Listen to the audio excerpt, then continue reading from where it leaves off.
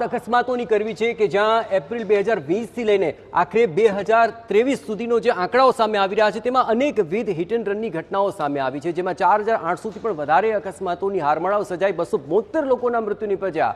જો કે આ તમામ આંકડાઓ પરથી એક વાત તો સ્પષ્ટ છે કે હિટ એન્ડ રનની ઘટનાઓ વારંવાર બની રહી છે અને તેને લઈને કાયદો અને વ્યવસ્થા તેને લઈને અનેક સવાલ ઉઠી રહ્યા છે। જો કે આ સમગ્ર જે મામલો છે તે મહેસાણાના અકસ્માતને લઈને સામે આવ્યો અને એને લઈને હાલ અકસ્માત જે નિમિત્ત બન્યો છે તે ઘટના 17 માર્ચની છે, રાત્રે 8:30 વાગ્યાને છે અને મોઢેરા અંડરબ્રિજ નીચે 3 વાહનો વચ્ચે અકસ્માત થયો હતો। એક કાર અને 2 ટુ વ્હીલર વચ્ચે ગંભીર અકસ્માત થયો।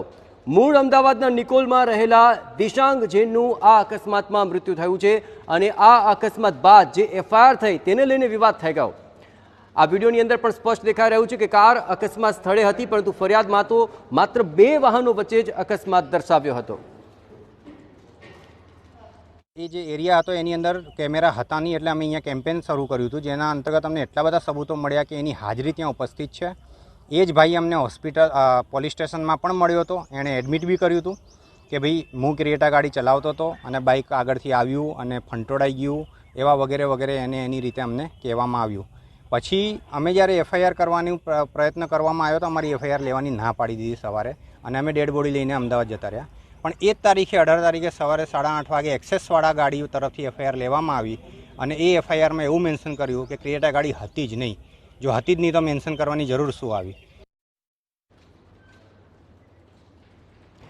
દિશાંગ જૈન કે જેણે આ અકસ્માતની અંદર પોતાનો જીવ ગુમાવી દીધો, પરંતુ તેની જે બાઇક છે તેને તો વધુ નુકસાન ન થયું પણ તેનો જીવ ગયો, પરંતુ આ ટક્કરની અંદર અન્ય જે વાહન ચાલક છે તેને પણ અસર પહોંચી હતી અને તેને જ લઈને આ સમગ્ર મામલે વધારે જે વિગતો મળી રહી છે તે અનુસાર પરિવારના દાવા પ્રમાણે અન્ય ટુ વ્હીલર પર જે પિતા પુત્ર હતા તેમને પણ ઈજા પહોંચી। તેમની ફરિયાદ લઈને કાર હતી જ નહીં તેવો ઉલ્લેખ કરાયો છે। જે યુવકનું મૃત્યુ થયું તેને જ ફરિયાદમાં આરોપી બનાવી દીધો। સવાલ એ થાય છે કે શું કાર ચાલકને છાવરવાનો પ્રયત્ન થઈ રહ્યો છે? આ ઘટના બાદ મૃતક યુવકના પરિજનોએ મહેસાણા વાસીઓની મદદ માંગી હતી અને પરિણામ સ્વરૂપ અનેક વિડીયો સામે આવ્યા। આ વિડીયોમાં કાર દેખાય છે, બાઇક પણ દેખાય છે અને જે પિતા પુત્ર ઘાયલ થયા તે પણ દેખાઈ રહ્યા છે। આ જ વિડીયોમાં કથિત કાર ચાલક પણ જોવા મળી રહ્યો છે। મૃતકના પરિવારના દાવા પ્રમાણે આ જ કાર ચાલક તેમને હોસ્પિટલમાં પણ મળ્યો હતો અને કબૂલ્યું હતું કે તેનાથી જ અકસ્માત થયો છે। તો શા માટે પોલીસ એફઆઈઆરમાં આવો કોઈ ઉલ્લેખ નથી કરતી તે એક સૌથી મોટો સવાલ છે। ક્રિએટા ગાડી ફાટેલા ટાયર અને તૂટેલા બમ્પર અને નુકસાન થયેલી હાલતમાં પડેલ જોવા મળે છે। એને ટાયર બદલીને પોલીસ સ્ટેશન લઈ જવામાં આવે છે।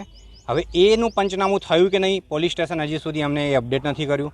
અમે લોકો કન્ટિન્યુઅસ એમના ફોલોઅપમાં છીએ કે અમને વિડીયો બી પ્રોવાઈડ કરે કે પોલીસ સ્ટેશનમાં તે દિવસે રાત્રે અમે જે ભાઈને મળ્યા હતા એ ભાઈનું અમને એક સીસીટીવી કેમેરાના ફૂટેજો પ્રોવાઈડ કરે, જેની એપ્લિકેશન અમે 3 દિવસ પહેલાં લગાડી છે। અમે હજી એમના ફોલોઅપમાં છીએ કે અમને કહીને એ ફૂટેજો પ્રોવાઈડ કરે, જેથી કરીને અમે સુનિશ્ચિત કરી શકીએ કે જે ડ્રાઈવર અમને ત્યાં પોલીસ સ્ટેશને મળ્યો હતો એ જ ડ્રાઈવરની ઉપસ્થિતિ અમને ઘટના સ્થળે બીજા વિડીયોમાં દેખાય છે।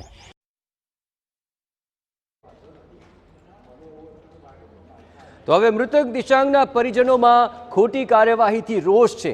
તેમણે મહેસાણા કલેક્ટર કચેરી તેમજ પોલીસ વડાને આવેદનપત્ર આપી નિષ્પક્ષ તપાસની માંગ કરી છે। સાથે સીઆઈડી ક્રાઇમ અથવા અન્ય કોઈ સ્વતંત્ર એજન્સીને તપાસ સોંપાય તેવી પણ માંગ ઉઠી છે।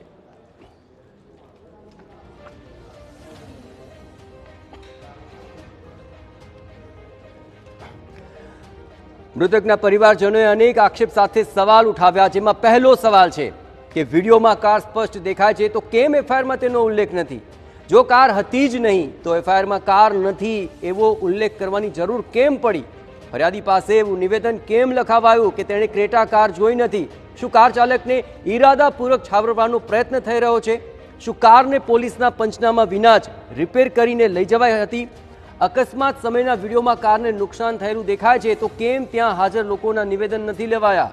મૃતકના પરિવારને હોસ્પિટલમાં મળેલો કથિત કાર ચાલક આખરે ક્યાં ગાયબ થઈ ગયો? તેણે અકસ્માત થયાની કબૂલાત કરી હતી છતાં કેમ કોઈ પોલીસ કાર્યવાહી નથી થઈ?